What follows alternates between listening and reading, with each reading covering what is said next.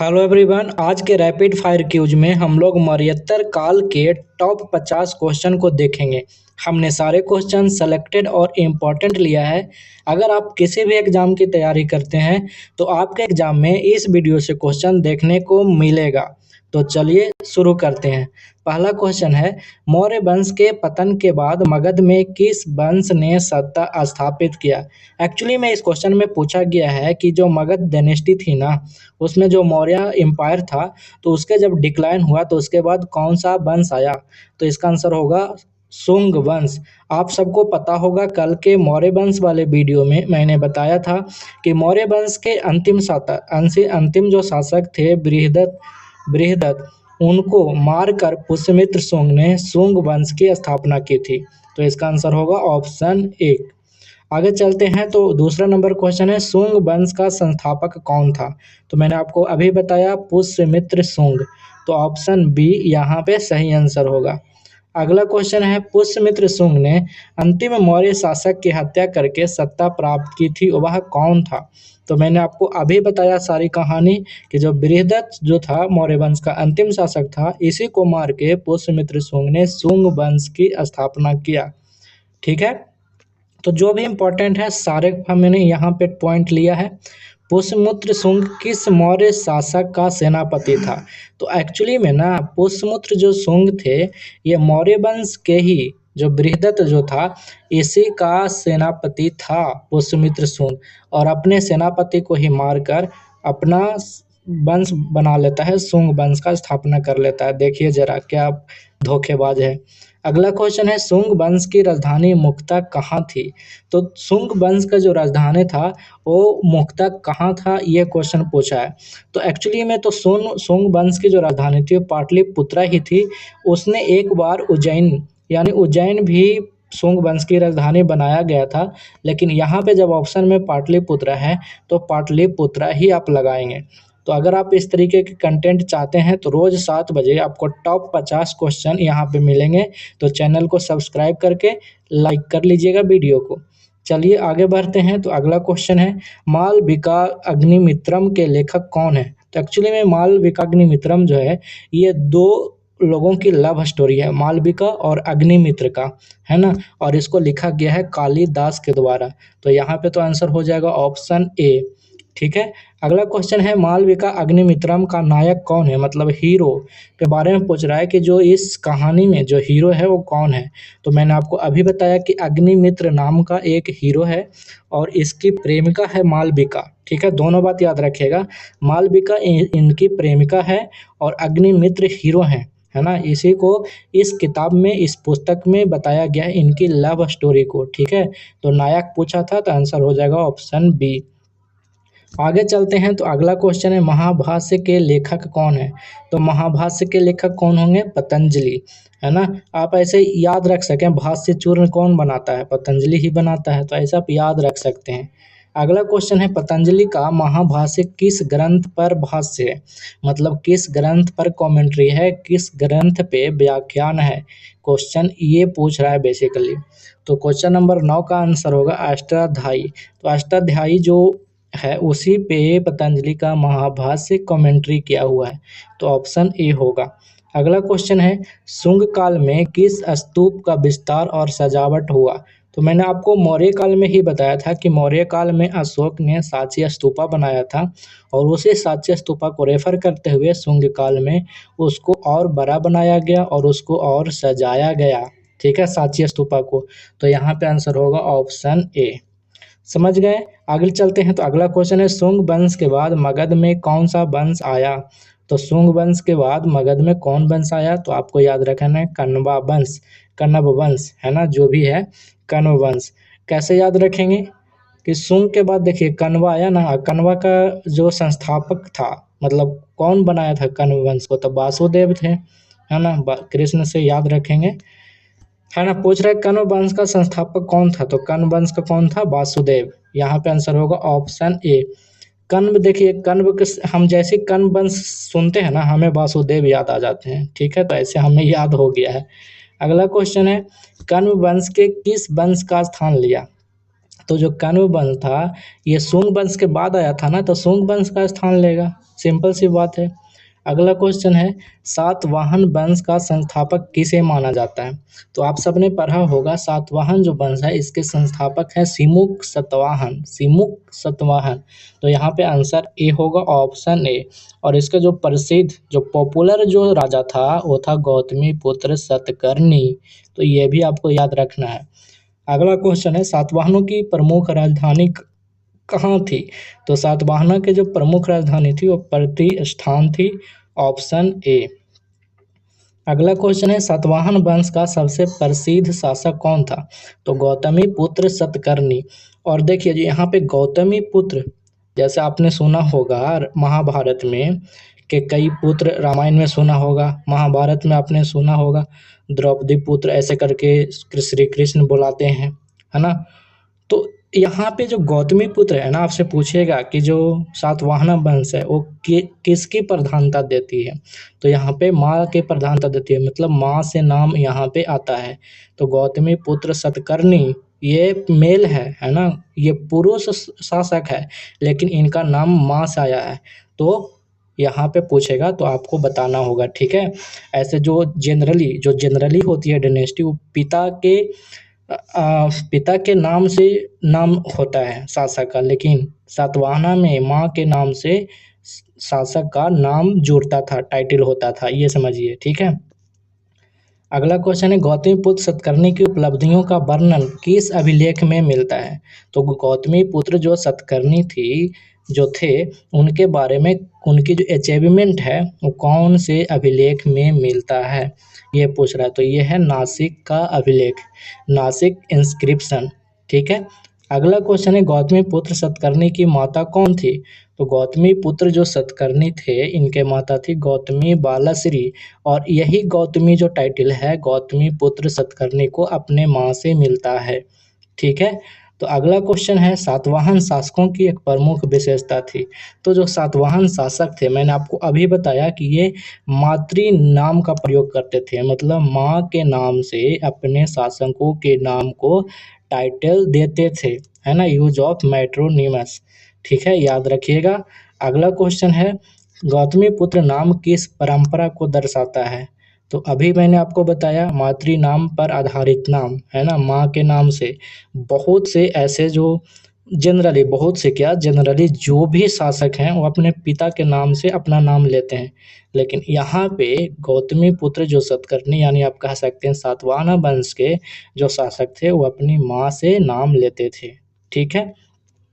अगला क्वेश्चन है गाथा सप्तशती के रचयिता कौन थे?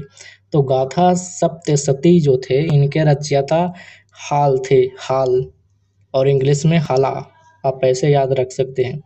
अगला क्वेश्चन है सातवाहन काल के किस भाषा का विशेष रूप से प्रयोग हुआ है? तो सातवाहन काल में जो भाषा का प्रयोग हुआ है उसके बारे में पूछ रहा है। तो इसको आप एलिमिनेट करके बना सकते हैं। देखिए तमिल तो होगा नहीं, साउथ इंडिया का भाषा है, अरबी इंडिया का नहीं है, फारसी, तो यहाँ पे आपको एक ही आंसर बचता है प्राकृत।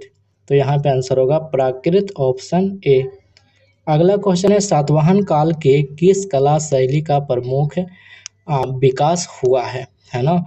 तो एक्चुअली में यहाँ पे पूछ रहा है कि कौन सा स्टाइल फ्लरिश हुआ है प्रोमिनेंटली सातवाहना पीरियड में। तो यहाँ पे आंसर होगा अमरावती कला, याद रखिएगा, ऑप्शन ए यहाँ पे सही होगा। अगला क्वेश्चन है अमरावती कला मुख्यतः किससे संबंधित है?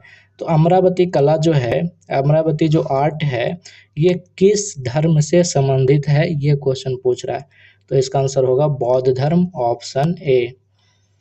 नेक्स्ट क्वेश्चन है कुषाण वंश का सबसे प्रसिद्ध शासक कौन था? तो कुषाण वंश का सबसे प्रसिद्ध शासक कौन था? कनिष्क। कुषाण वंश का कौन था? Kanishka, option A. और पूछेगा कि कुषाण वंश का सबसे शक्तिशाली, सबसे प्रभावी, सबसे फेमस शासक कौन था? तो आपको वहाँ पे बताना है कनिष्क, समझ गए, कनिष्क ही था, लेकिन संस्थापक कौन था? कुजुल कटफेसिस था, ऑप्शन सी वाला, ठीक है।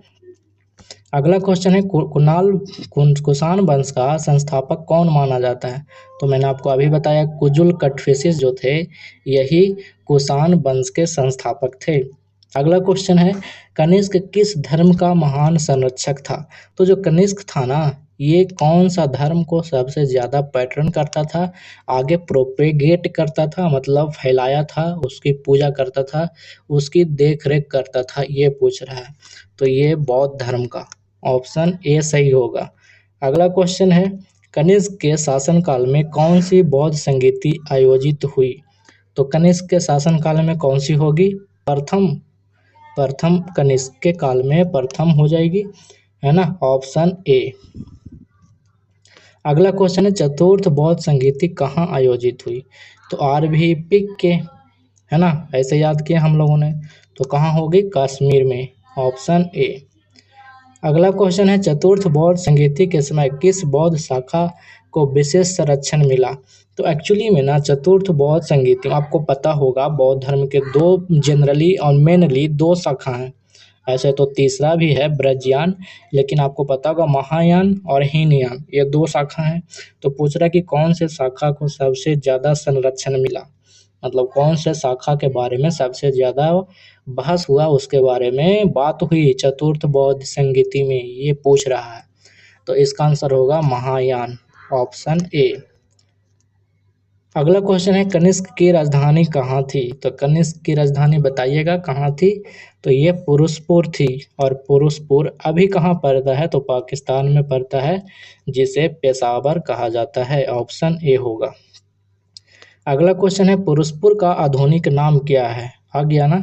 तो एक्चुअली में जो क्वेश्चन पूछे हुए हैं वही मैंने लिया है। तो पुरुषपुर का आधुनिक नाम पेशावर है, ऑप्शन ए। आगे चलते हैं, तो कनिष्क के समय बौद्ध धर्म के किस रूप का तेजी से विकास हुआ? तो कनिष्क जब थे, तो कनिष्क के समय में बुद्धिज्म का कौन सा, महायान की, हीनयान की, थेरवाद की, ब्रजयान, कौन सा जो शाखा था उसका सबसे ज़्यादा विकास हुआ, मतलब सबसे ज़्यादा फैला? तो महायान का, ऑप्शन ए आंसर होगा। ठीक है। अगला क्वेश्चन है, बुद्ध चरित्र के लेखक कौन थे? तो बुद्ध चरित्र के लेखक कौन थे? अश्वघोष। अश्वघोष जो थे, उन्होंने ही बुद्ध चरित्र लिखा था। ठीक है। अगला चलते हैं, तो अगला क्वेश्चन है, अश्वघोष किसके समकालीन माने जाते थे? मतलब अश्वघोष जब थे उस समय कौन सा राजा था, उन्हीं का टाइम का, ये पूछ रहा है। तो इसका आंसर होगा कनिष्क, है ना, ऑप्शन ए होगा। मिलिंद पन्हो किससे संबंधित है? तो यहाँ पे मिलिंद पन्हो बोल रहा है कि मिलिंद पन्हो किससे संबंधित है? तो एक्चुअली में मियांडर से संबंधित है, ऑप्शन ए होगा। मिलिंद पन्हो एक किताब है जिसमें दो लोगों की डायलॉग, दो लोगों की जो बातचीत है ना, उसका यहाँ पे लिखा हुआ है। ठीक है, याद रखिएगा। और ये किससे संबंधित है? तो यही मिनांडर, ये इन्हीं का बातचीत है यहाँ पे। तो 36 का ए आंसर होगा। अगला क्वेश्चन है, मेनांडर को भारतीय परंपरा में किस नाम से जाना जाता है? तो मेनांडर को भारतीय परंपरा में मिलिंद के नाम से जाना जाता है ना, मिलिंद, ऑप्शन ए। अगला क्वेश्चन है, मिलिंद पन्हो में मेनांडर का संवाद किस बौद्ध भिक्षुक से है? तो एक्चुअली में जो मिलिंद, जो मेनांडर थे ना, उनसे प्रश्न करते हैं। ये जो बुद्धिस्ट जो मॉन्क होते हैं ना, वो प्रश्न करते हैं और वो जवाब देता जाता है। तो वही पूछ रहा है कि कौन से बौद्ध भिक्षुक का वर्णन, मतलब किसका कन्वर्सेशन है? तो यहाँ पे आंसर होगा ऑप्शन ए, नागसेन। अगला क्वेश्चन है, गंधार कला का विकास मुख्यतः किस काल में हुआ? तो जो गंधार कला, और आपने ऐसा पढ़ा होगा, दो तरह की कला विशेष आपने पढ़ा होगा, है ना। तो यहाँ पे गंधार कला के बारे में पूछा है, और मथुरा कला भी आपने पढ़ा होगा। तो गंधार कला की का विकास मुख्यतः किस काल में हुआ? तो ये पूछ रहा है, तो ये होगा कुषाण काल में, ऑप्शन ए। आगे चलते हैं, तो अगला क्वेश्चन है, गंधार कला पर किस विदेशी कला का प्रभाव प्रमुख था? तो एक्चुअली में जो गंधार आर्ट था ना, तो उसमें कौन सा विदेशी जो आर्ट था वो उसका इन्फ्लुएंस था, उनका प्रभाव था, ये पूछ रहा है। तो इसका आंसर होगा यूनानी रोमन, ग्रेको रोमन, है ना। आगे चलते हैं, तो अगला क्वेश्चन है, मथुरा कला शैली का प्रमुख विकास किस काल में हुआ? तो मथुरा कला शैली, अभी मैंने आपको बताया, मथुरा स्कूल और गंधार आर्ट, और मथुरा कला, ये दोनों आपसे पूछा जाता है क्वेश्चन में, ठीक है। तो पूछ रहा है कि मथुरा कला के बारे में पूछ रहा है, तो ये भी कुषाण काल में ही डेवलप हुआ था, तो ऑप्शन ए आंसर होगा। अगला क्वेश्चन है मथुरा कला में मुख्यतः किस प्रकार के पत्थर का प्रयोग हुआ। तो मथुरा कला और गंधार कला ऐसे ही पूछेगा कि इसमें किस प्रकार का, दोनों में अंतर आपको आना चाहिए। तो मथुरा कला में लाल बलुआ पत्थर का उपयोग हुआ है, तो आंसर होगा ऑप्शन ए। अगला क्वेश्चन है गंधार कला में बुद्ध की मूर्तियां किस शैली की विशेषता दर्शाती है। तो गंधार कला में जो बुद्ध की मूर्तियां हैं वो यूनानी रोमन प्रभाव में दर्शाएगी। क्यों? क्योंकि गंधार कला में यूनानी रोमन इन्फ्लुएंस ही रहता है, अभी मैंने आपको पहले बताया है, ठीक है। तो इसका आंसर होगा ऑप्शन ए। अगला क्वेश्चन है रुद्रदमन किस वंश का प्रसिद्ध शासक था। तो रुद्रदमन कौन से वंश का प्रसिद्ध शासक थे, ये क्वेश्चन पूछ रहा है। तो इसका आंसर हो जाएगा ए, पश्चिमी बेस्त्रन कच्छतर, है ना, ऑप्शन ए आंसर हो जाएगा, ठीक है। आगे चलते हैं। तो अगला क्वेश्चन है रुद्रदमन का प्रसिद्ध जूनागढ़ अभिलेख किस भाषा में है। तो जूनागढ़ का जो इंस्क्रिप्शन है उसके बारे में पूछा है कि रुद्रदमन का जो जूनागढ़ का इंस्क्रिप्शन है कौन सी भाषा में है। तो वो संस्कृत में है, और काफ़ी इंपॉर्टेंट क्वेश्चन ये है, ठीक है, सीजीएल तक में पूछा गया है। जूनागढ़ अभिलेख किस झील की मरम्मत का उल्लेख करता है। तो जूनागढ़ अभिलेख में सुदर्शन जो झील है ना, इसके बारे में बताया गया है कि सुदर्शन झील का मरम्मत किया गया था, किनके द्वारा किया गया था, इसके बारे में बातचीत हुई है इस अभिलेख में। तो यहाँ पे आंसर होगा 46 नंबर क्वेश्चन का ऑप्शन ए। अगला क्वेश्चन है मौर्योत्तर काल में भारत और रोमन साम्राज्य के बीच किस क्षेत्र में व्यापार बढ़ा। तो मौर्यन एम्पायर के समय ये बताना है कि भारत और रोमन साम्राज्य जो था उनके बीच कौन सा क्षेत्र में जो ट्रेड था, जो बिजनेस था, वो बढ़ा। तो ये बढ़ेगा समुद्री व्यापार, ऑप्शन ए आंसर होगा। देखिए केवल जैसे ही लिखेगा ना तो ये कमजोर कर देता है ऑप्शन को, ठीक है। तो यहाँ पे आंसर होगा ऑप्शन ए। अगला क्वेश्चन है मौर्योत्तर काल में भारत से रोमन साम्राज्य को प्रमुख रूप से क्या निर्यात किया जाता था।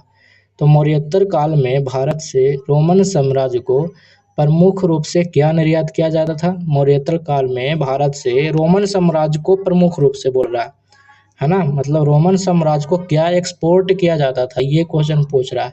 तो ये मसाला और वस्त्र ही एक्सपोर्ट किया जाएगा, क्योंकि उस समय और अभी भी मसाला भारत में बहुत ज़्यादा होता है, कोयला का उतना भारत से निकालता नहीं था उस समय, पेट्रोलियम अभी भी नहीं है उतना। तो आप ऐसे ऑप्शन को छाट के भी बना सकते हैं। 49 नंबर क्वेश्चन है निम्नलिखित में कौन सा मौर्योत्तर काल का प्रमुख राजनीतिक वंश नहीं था। तो मौर्योत्तर काल का कौन सा राजनीतिक वंश नहीं था। तो गुप्ता तो बाद में का था ना, तो यहाँ पे आंसर होगा ऑप्शन डी। और आज का लास्ट क्वेश्चन है निम्नलिखित में से कौन सा क्रम सही है। तो चलिए देखते हैं। तो सुंग के बाद कण्व के बाद सातवाहना, यही सही है, ऑप्शन ए। सुंग वंश था, उसके बाद सुंग वंश को मार के सुंग वंश के जो शासक होते हैं, उसके बाद वासुदेव ने कण्व का, और उसके बाद सिमुक सातवाहना ने सातवाहना वंश यहाँ पे बनाया था। तो यहाँ पे जो ऑर्डर है वो होगा सुंग, कण्व और सातवाहना, तो ऑप्शन ए सही आंसर होगा। इसी तरीके के टॉप 50 क्वेश्चन हर एक टॉपिक से करने के लिए 7 बजे रोज मिलिए। Thank you.